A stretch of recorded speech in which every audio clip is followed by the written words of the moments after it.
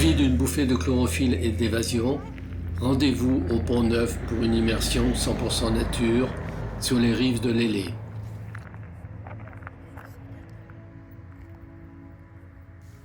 Au passage, admirez cette croix et cette statue, œuvre d'un artiste local.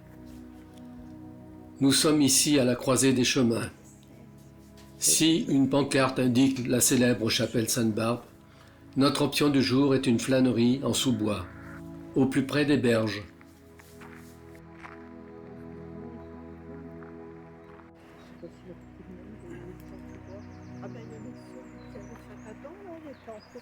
Le saviez-vous? Le parcours de l'Élé est jalonné de moulins. Sur cette première partie, 2 anciens moulins nous contemplent, aujourd'hui transformés en résidence privée.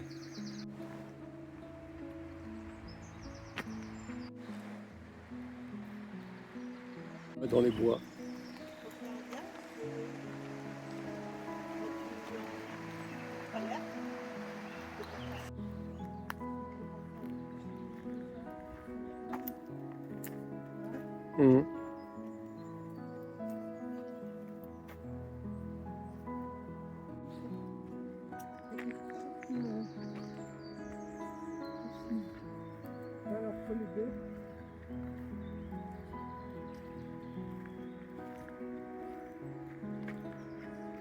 C'est par ici. De nombreux sentiers serpentent ici. Nous choisissons celui de droite pour rejoindre les rives de ce fleuve côtier.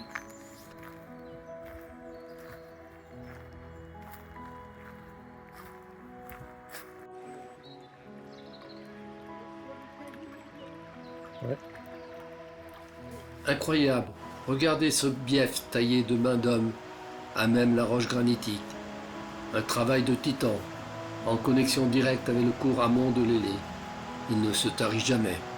À lui seul, il fournissait l'énergie nécessaire à 3 moulins sur à peine quelques centaines de mètres.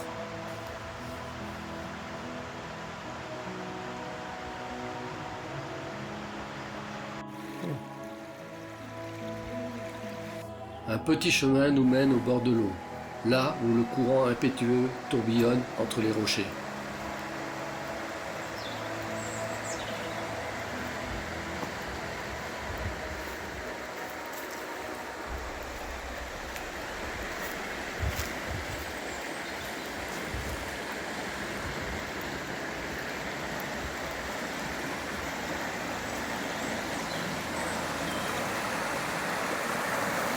C'est ici que surgit l'osmande royale, rescapée d'une époque tropicale.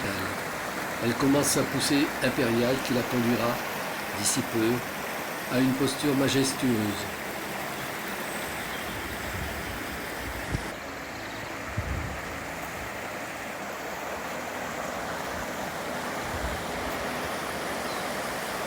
D'aval vers l'amont, la progression continue sous la canopée. Une bouffée de chlorophylle garantie où l'on ressent les vibrations de la vie qui éclot.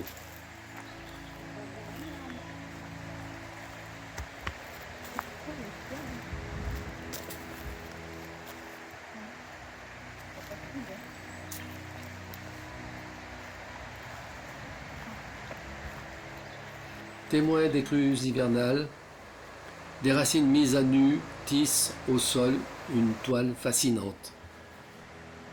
Nous arrivons dans l'un de nos endroits préférés, là où l'eau cascade entre les blocs de granit.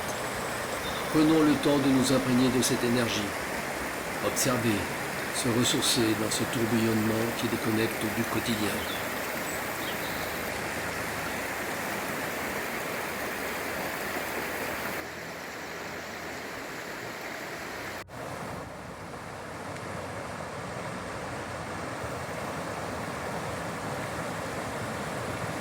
Note aux curieux. Géographiquement, l'Élé est un fleuve puisqu'il se jette dans l'Atlantique. Mais pour passer pour un local, appelez-la la rivière.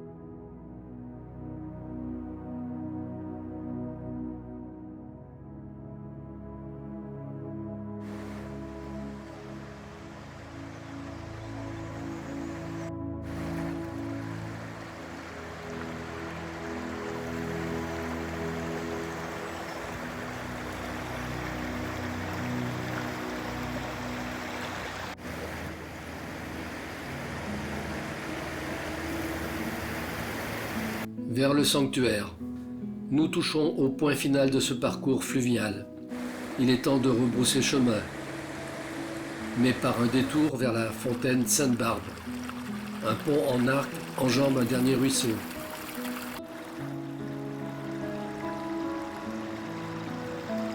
Et voici le versant pentu qui mène au lieu sanctifié. La légende de la fontaine. Édifiée en 1706, la fontaine est intimement liée à la dévotion de la chapelle. Regardez ces points brillants au fond de l'eau. La légende raconte que les jeunes filles en quête de mariage y jetaient une pièce. Si celle-ci tombait dans la fente de la pierre, elles se mariaient dans l'année. Ouais, c'est ça.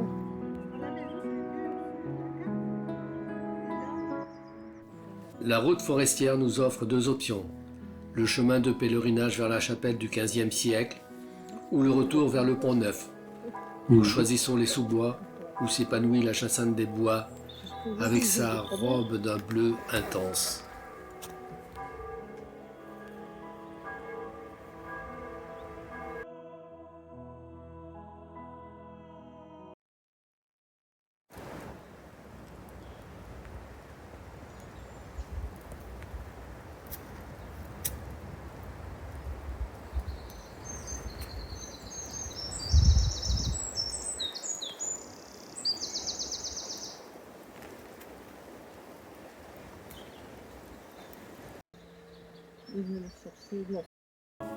Voici les derniers escarpements granitiques.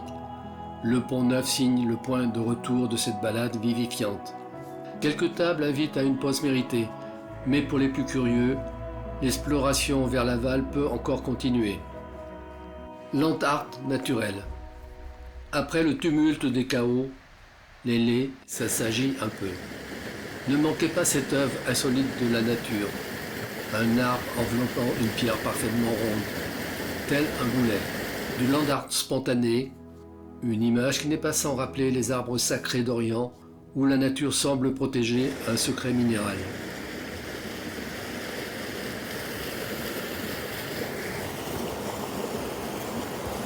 Tout est paisible, le chemin traverse désormais des prairies qui invitent à se laisser porter par cette marée verte ondulant au moindre souffle d'air.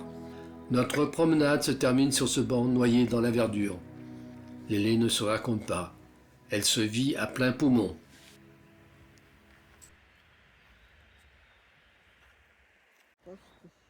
Non, après, il n'y a plus rien. Encore le